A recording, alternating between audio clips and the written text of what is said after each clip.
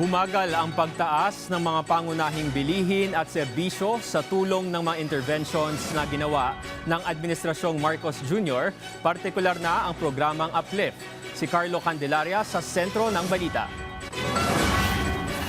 Sa Pag-asa Wet and Dry Market sa Quezon City, may pagbaba sa presyo ng karne ng baboy. Ayon sa tinderang si Nida Grabillo, mas mabili na ngayon ang kanyang paninda kesa noong mga nakaraang linggo na mahal ang baboy. Nung una kasi 10, sunod 10 na naman ulit. Bali 30 na rin ibinaba. 30 pesos na ang ibinaba bali ng baboy. Mula nung magbaba rin yung gas. Sana bumaba pa.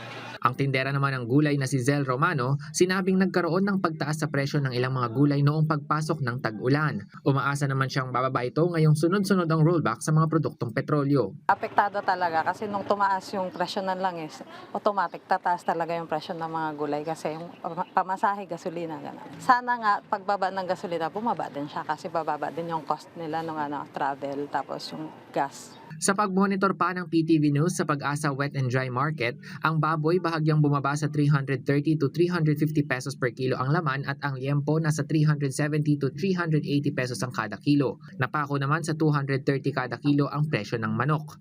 Para sa mga gusto ng seafood, nasa 240 to 260 pesos per kilo pa rin ang presyo ng bangus habang nasa 170 to 180 pesos per kilo ang tilapia. Ang galunggong naglalaro sa 200 to 260 pesos ang kada kilo at narito ang presyo ng iba pang mga seafood. Sa mga gulay naman, ang bawang nasa 150 to 160 pesos ang kada kilo habang nasa 110 pesos ang kada kilo ng sibuyas na pula at puti. Ang kamatis naglalaro sa 70 to 80 pesos per kilo at narito naman ang presyo ng ilan pang mga pangunahing gulay. Ang 83 taong gulang na si Mila, araw-araw namimili sa palengke bilang exercise na rin niya anya. Namimili siya ng gulay para sa lulutuing pakbet. May diskarte naman siya sa pagtitipid. Yung bibilhin mo, kaunti lang, ganyan, unti-unti. Tama lang sa pagkain, ganun, sa para hindi mabulok, ganyan. Samantala bahagyang bumagal ang pagtaas ng presyo ng mga bilihin at serbisyo nitong nagdaang buwan ayon sa Philippine Statistics Authority o PSA. Bumagal ang inflation mula 7.2% noong Abril sa 6.8% noong Mayo, kung saan nasa 4.5% ang January to May average inflation rate. Binigyang diin ng Department of Economy, Planning and Development o DepDev ang magandang epekto ng mga napapanahon at targeted na mga programa ng pamahalaan at ang whole of government approach sa energy crisis sa bansa sa pangunguna ni Pangulong Ferdinand R. Marcos Jr. Gaya na lamang ng Uplift o Unified Package for Livelihoods, Industry, Food and Transport na layong maibsan ang epekto ng pagtaas ng presyo ng langis dahil sa tensyon sa Middle East.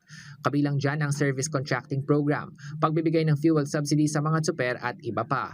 Ayon kay DepDev Secretary Arsenio Balisacan, patuloy na imomonitor ng gobyerno sa pamamagitan ng Uplift Committee ang paggalaw ng presyo ng mga bilihin at gagawa ng mga hakbang para mas mapagtibay pa ang produksyon ng pagkain sa bansa upang mapangalagaan at maprotektahan ang mga consumer at mapanatili ang maayos na kalagayan ng ekonomiya.